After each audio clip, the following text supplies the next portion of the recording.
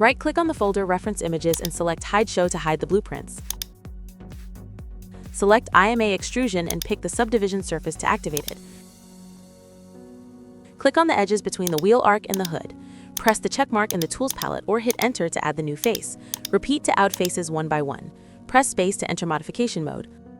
Look slightly from side view. Enable mesh lines and select points to slide them along the edges of the mesh.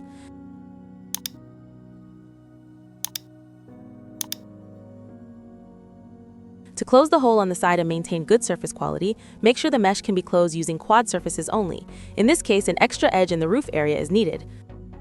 Switch to IMA face cutting. Make sure several cuts mode is enabled and pick the edge of the roof. Click the check mark to confirm the new edge and press Escape to exit the command. Right-click on the folder Reference Images and select Hide Show to show the blueprints. Use the navigation box to switch to side view. Select the subdivision surface and press Space to enter modification mode. The new edge changes the curvature of the roofline. Enable translation and select the points of the roofline using trap selection. If the robot is not aligned to the world's X, Y, and Z directions shown in the navigation box, click Reset Robot. Adjust the points according to the reference image. Now we can close the hole in the mesh. Select IMA Extrusion.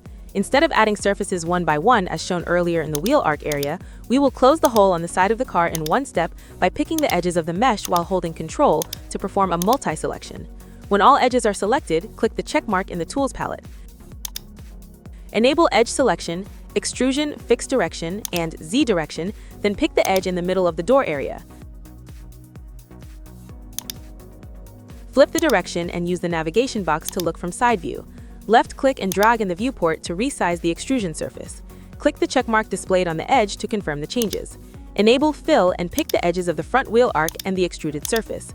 Click the checkmark in the Tools palette or press Enter to confirm.